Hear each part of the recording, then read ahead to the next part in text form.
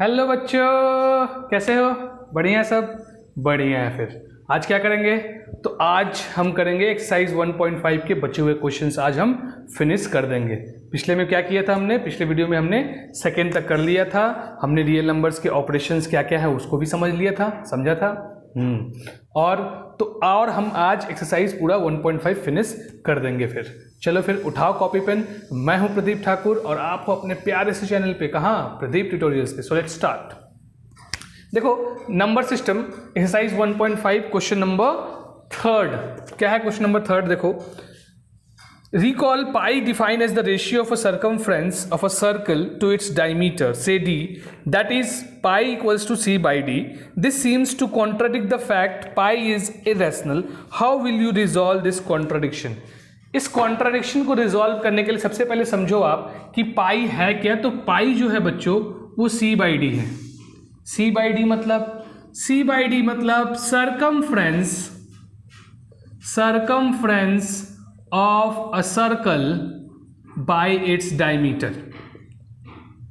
ठीक, ये है आपका पाई। अच्छा, आप जानते हो पाई की वैल्यू क्या होती है?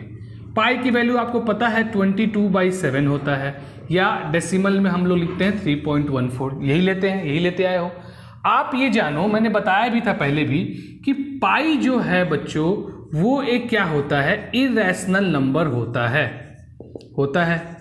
बट अगर इसकी वैल्यूज देखें 22/7 या 3.14, ये इरेशनल नहीं, ये एक रैशनल नंबर होता है। ये कॉन्ट्राडिक्शन है।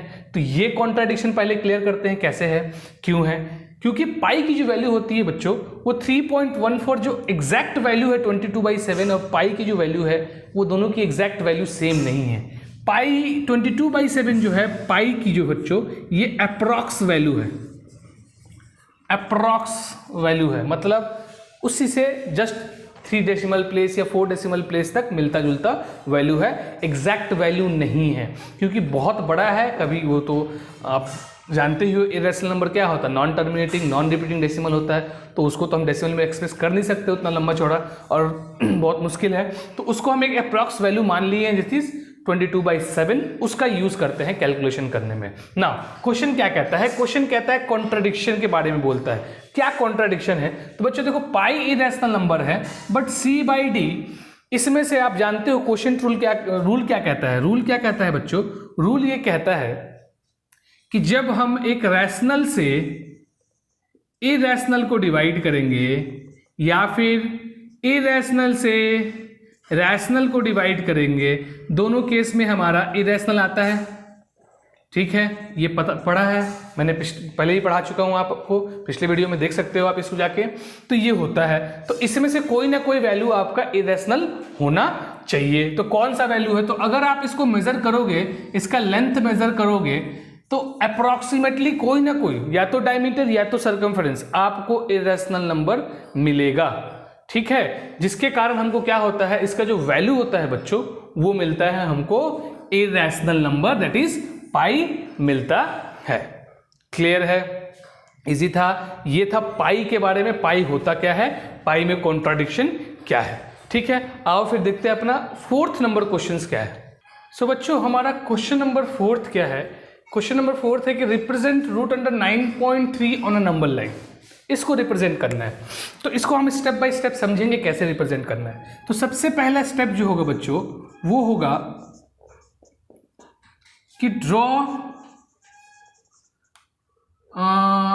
9.3 centimetre, draw a line of 9.3 centimetre. कुछ नहीं दिया है, आप यूनिट लिख सकते हो, कोई दिक्कत नहीं है, कोई भी यूनिट ले लो, सेंटीमीटर मीटर कुछ भी देख सकते हो आप। मीटर तो बहुत बड़ा हो जाएगा बच्चों, सेंटीमीटर ही लेना है। Draw a line of 9.3 unit. तो सबसे पहले हम 9.3 यूनिट का एक लाइन ड्रॉ कर लेंगे। ये हो गया ए, और ये हो गया मान लो मेरा यहाँ तक हो गया हमारा, सपोज करते हैं ये हो गया बी, जो कि हो गया 9.3 यूनिट का।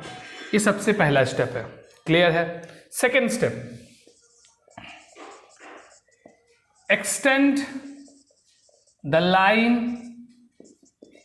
To 1 unit more. अब क्या करेंगे, लाइन को हम 1 यूनिट और बढ़ा लेंगे। कितना? 1 यूनिट। तो यहां से हमने 1 यूनिट बढ़ाया, सपोज ये सी है, ये हमने बढ़ाया कितना बच्चों? 1 यूनिट बढ़ा लिया। तो हमको लाइन टोटल क्या मिला? यहां से लेके यहां तक, यहां से लेके यहां तक कितना मिला? तो 10.3 यूनिट का मिला। ठीक है। इसके बाद क्या करना बच्चों? इसके बाद हम क्या करेंगे? लाइन AC का मिड पॉइंट फाइंड करेंगे। क्या फाइंड करेंगे? Mid point. बहुत इजी है, आप मिड पॉइंट फाइंड कर लोगे। सपोज करो कि ये O जो है ये इसका मिड पॉइंट है, फाइंड कर लिया। उसके बाद क्या करोगे? AO को आप लोगे, क्या लोगे? राउंडर निकालोगे, राउंडर लोगे। उसके बाद AO को लोगे आप, रेडियस सेंटर पे रखना है यहाँ पे राउंडर को, और लेना और एक सर्कल ड्रॉ करना जो कि ऐसे ड्रॉ होगा, ये जो C पॉइंट पे जाके मिलेगा। मिला? क्लियर है? पहला स्टेप क्या हुआ कि draw a line of 9.3 unit, step 1। Step 2 क्या हो गया बच्चों? Step 2 extend the line to 1 unit more. Step 3 क्या हुआ हमारा? Find a mid point of line AC। जो भी लाइन आपको मिलेगा उस समय जो नाम दो, उसका मिड पॉइंट हमने फाइंड कर लिया। यहां तक क्लियर है? कोई डाउट हो तो बताना। यहां तक क्लियर है ना? मिड पॉइंट हमने फाइंड किया, ये हो गया आपका। अब इसके बाद क्या करना है? उसके बाद हमने क्या किया कि OA को क्या ले लिया बच्चों? हमने ले लिया O को सेंटर लिया, OA को क्या लिया? इक्वल्स टू द रेडियस, और एक सेमी सर्कल ड्रॉ किया। क्या ड्रॉ किया? स्टेप 4 में क्या है? Taking OA as a radius and O as center, draw क्या? a semicircle। बोलो यहां तक कोई तकलीफ? ये हो गया 4th स्टेप। अब आते हैं स्टेप नंबर 5। स्टेप 5 क्या होगा? ठीक है, OA को रेडियस लेके हमने एक सेमी सर्कल ड्रॉ कर दिया। यहां तक क्लियर हो गया। अब क्या करेंगे बच्चों? इस पॉइंट पे मतलब B पॉइंट पे हमको क्या करना है? एक परपेंडिकुलर ड्रॉ करना है। क्या ड्रॉ करना है? परपेंडिकुलर। तो परपेंडिकुलर ड्रॉ करोगे तो कुछ ऐसा ड्रॉ होगा। इसका नाम ले लो D। ले लिया। परपेंडिकुलर ड्रॉ करेंगे तो यहां लिख दोगे draw BD perpendicular on what? AC। ठीक है, क्लियर है? क्लियर है। स्टेप 6 आखिरी है। अब देखो ये लाइन को तुम ना यहां तक ले लेना, कोई दिक्कत नहीं है। ठीक है, अब क्या करोगे? BD को तुम क्या लोगे? रेडियस मानोगे। ठीक है, यहां सेंटर रखना, इसको लेना रेडियस, और यहां से एक लाइन ड्रॉप करोगे। यहां से एक लाइन ड्रॉप करोगे जो कि ड्रॉप होगा आपको, सपोज करो इसका सेंटर लोगे तो यहां नहीं होगा, ये ऐसे है, तो ये आपका ये यहां आएगा, ड्रॉप होगा। ठीक है बच्चों, ये हमारा ड्रॉप हुआ क्या?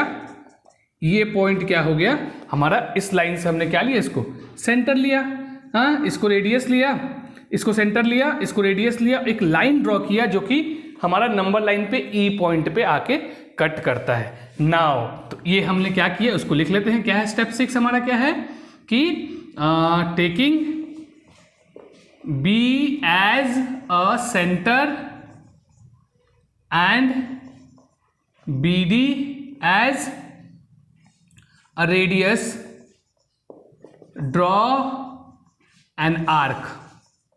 ठीक, एक आर्क ड्रॉ किया जो कि E पे मिल गया। यहां तक क्लियर है? तो अब हमारा आंसर क्या होगा? तो बच्चों तो आंसर हमारा हो गया BD इक्वल्स टू यहां B होगा जो कि होगा आपका 9.3 यूनिट। ये जो आपने BD ड्रॉ किया और ये जो आपका BE आया, ये दोनों कितना होगा बच्चों? 9.3 यूनिट होगा। क्लियर है? एक बार और समझ लो अच्छे से। क्या है कि सबसे पहले हमने क्या किया कि एक लाइन ड्रॉ किया, जिसका एक भी लाइन ड्रॉ किया, कितना दिया हुआ यूनिट? 9.3 दिया हुआ। अगर कोई और क्वेश्चन होगा तो और भी उस यूनिट को ले सकते हैं। तो हमने 9.3 यूनिट ड्रॉ कर लिया। सेकेंड स्टेप क्या है कि उसको 1 यूनिट बढ़ाना था, तो 1 यूनिट हमने बढ़ा लिया, सी पॉइंट तक बढ़ा। अब थर्ड में क्या करना था, तो भैया AC जो लाइन मिला उसका हमको मिड पॉइंट निकालना था, तो निकाल लिया हमने ओ मिड पॉइंट। फोर्थ स्टेप में क्या करना है, तो OA को हमको क्या लेना है, O को सेंटर लेना है, OA को एज अ रेडियस लेना है और एक सेमी सर्कल बनाना है जो कि सी पॉइंट पे जाके मैच करेगा, ये मिलेगा। यहां तक क्लियर है।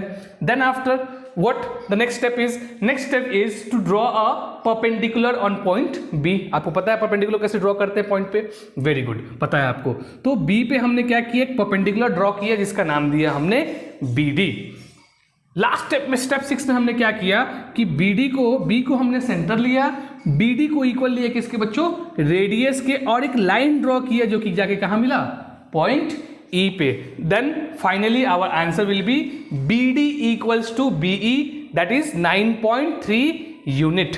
ठीक है बच्चों, ये था हमारा रिप्रेजेंटेशन किसका बच्चों, ये रिप्रेजेंटेशन था हमारा 9.3 यूनिट का रिप्रेजेंटेशन था। अब इसके हिसाब से हम क्या कर लेंगे बच्चों, इसी के हिसाब से कोई भी क्वेश्चन आएगा, कोई भी यहां नंबर दिया रहेगा, ठीक है, रूट में कोई भी रियल नंबर्स रहेंगे, आप उसको इसी फॉर्मेट पे स्टेप को फॉलो करके you can draw any number which is given on a real number line.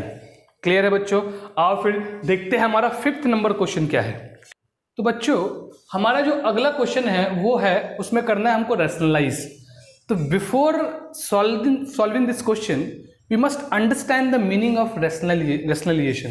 Rationalise करना होता क्या है, रैशनलाइजेशन होता क्या है, ये पहले हम समझेंगे, उसके बाद इसको हम आसानी से कर लेंगे। तो होता क्या है बच्चों, जब भी मान लो कोई भी नंबर, अगर मान लो डिनोमिनेटर में कोई भी आपको एक नंबर इरैशनल मिले, ठीक है, इरैशनल नंबर मिले, या फिर आप दूसरे शब्दों में बोल सकते हो विद द रेडिकल साइन रहे, रेडिकल्स यूज हुआ हो, it can be A square, it can be cube, कुछ भी यूज हुआ हो, उसको हम क्या करते हैं, रेडिकल्स को हटाते हैं, रेडिकल्स को चेंज करते हैं। इस प्रोसेस को बच्चों हम क्या बोलते हैं, हटाने को प्रोसेस को क्या बोलते हैं हम लोग, रैशनलाइज करना कहते हैं, रैशनलाइजेशन कहा जाता है। सब मतलब क्या कि मतलब 1/√2 है, तो इसको हमको हटाने के लिए उसी सेम नंबर से, मतलब ये √2 को यहाँ से हमको एलिमिनेट करना है। एलिमिनेट करना मतलब रूट को हटाना है। तो रूट हटाने के लिए हम सेम नंबर लेते हैं रूट में।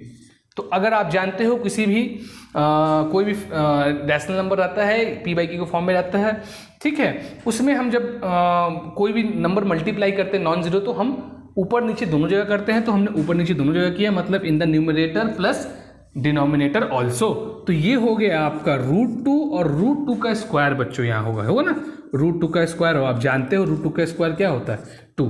तो देखो ना हमारा डिनोमिनेटर क्या बन गया रैशनल नंबर, हट गया ना, रेडिकल्स हट गया। दूसरे शब्दों में क्या बोल सकते हो कि इस रेडिकल साइन को डिनोमिनेटर से हटा के न्यूमरेटर पे भेजने का प्रोसेस भी आपका रैशनलाइजेशन कहलाता है। इस पे बहुत सारे क्वेश्चंस आते हैं, अलग अलग तरह के क्वेश्चंस आते हैं बच्चों। तो पहले तो हम एनसीईआरटी सॉल्व करते हैं, एनसीईआरटी में जो क्वेश्चंस दिया हुआ है उसको क्लियर कर लेते हैं, उसके बाद हम क्वेश्चंस देखेंगे, ठीक है, रैशनलाइजेशन का क्वेश्चन देखेंगे।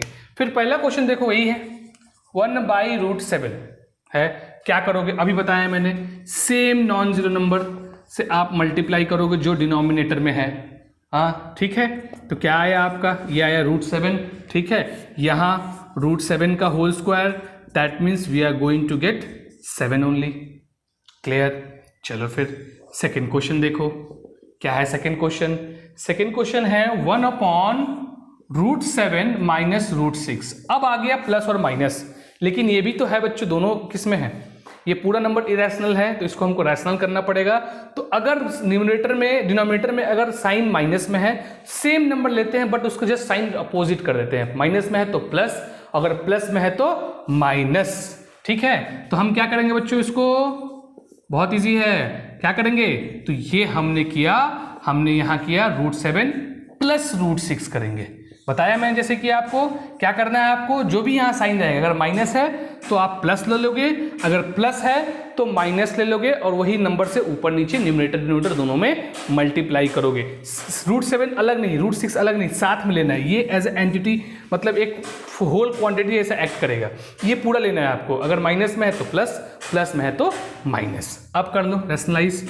तो ये तो ऊपर का ऐसे ही हो जाएगा, नीचे क्या होगा बच्चों बताओ। तो नीचे देखो हम ये रूल लगा सकते हैं क्या, a + b × a - b = what, a² - b², यही तो होता है रूल, होता है तो करो ना। तो ये √7 का स्क्वायर माइनस √6 का स्क्वायर होगा, वेरी गुड। तो यहाँ क्या आया, ये आया 7 का स्क्वायर, √7 का स्क्वायर क्या होगा 7, √6 का square 6, so that means finally will get √7 + 6 / 1। तो ये हमारा हो गया आंसर। क्लियर है बच्चों, हाँ इजी था। तो आओ देखते हैं हम थर्ड और फोर्थ क्वेश्चन भी है इसी पर है, इसी तरह का है वो भी, उसको ही बना लेंगे हम, सिंपल तरीके से बन जाएगी। चलो देखते हैं उसको हम।